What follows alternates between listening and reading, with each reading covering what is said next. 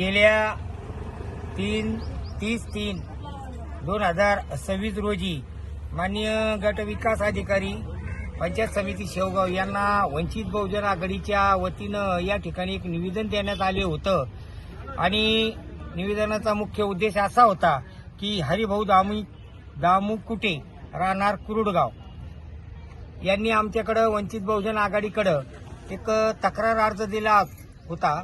ते गरीब कुटुंबातील मराठा समाजातील व्यक्ती आहे आणि श्रद्धेय बाळासाहेब आंबेडकर यांनी सर्व महाराष्ट्रातील वंचित बहुजन आघाडीचे कार्यकर्ते पदाधिकाऱ्यांना असे आदेश दिलेले आहे की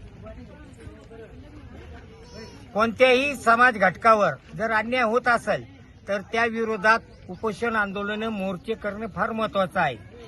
त्याच अनुषंगाने या ठिकाणी वंचित बहुजन आघाडी हे हरिभाऊ दामुकुटे यांच्या पूर्ण परिवारासह या ठिकाणी आम्ही उपोषणात बसलेलो आहोत।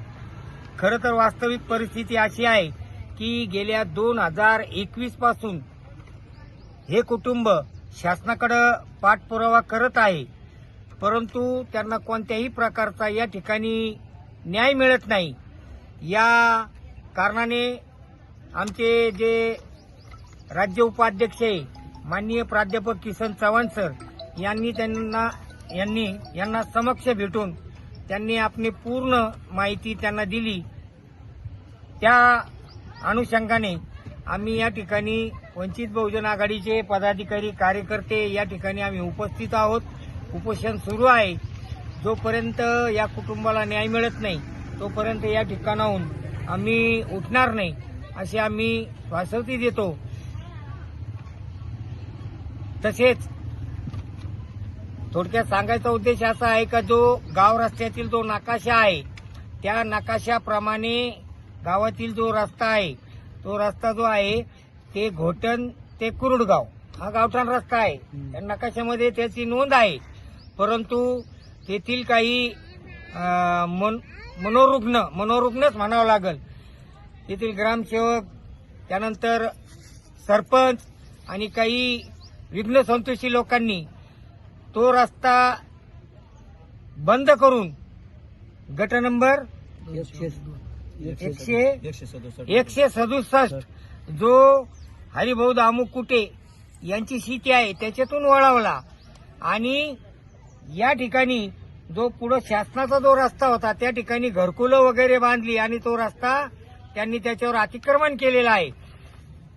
खरी परिस्थिती अशी आहे की ते अतिक्रमण काढावं आणि संबंधित जे व्यक्ती असतील त्यांच्यावर कायदेशीर कारवाई करावी आणि 167 मध्ये जो रस्ता वळवलेला आहे विघ्न संतोषी लोकांनी तो रस्ता बंद करून शासनाने जो रस्ता नकाशामध्ये दिलेला आहे 2002 मोजे कुरुडगाव गट नंबर 200/2 मधून तो रस्ता कार्यान्वित करण्यात यावा, अन्यथा यापुढील आंदोलन अतिशय तीव्र करण्यात येईल।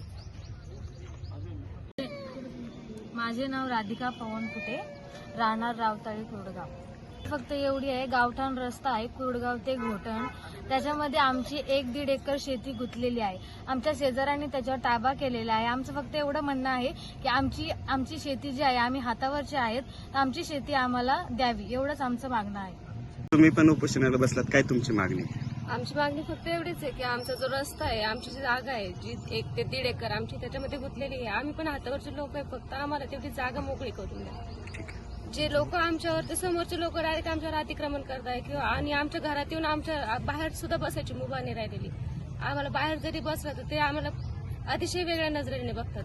बाहेर जरी बसलं तरी आम्हाला लेकरं बाळा सुद्धा बाहेर सोडायची मुभा नाही आणि जर ती शेती मोकळी केली तर आम्हाला पण त्याच्यावर काहीतरी पिकवता येईल किंवा मग आमचा हातमजुरी आम्ही आणि त्याच्यावर पण आम्हाला थोडंसं पिकवता पण येईल आणि आमचा थोडासा हातभार लागेल आम्हाला आणखी, त्याच्यामुळे आम्हाला ती शेती मोकळी करून व्हावी।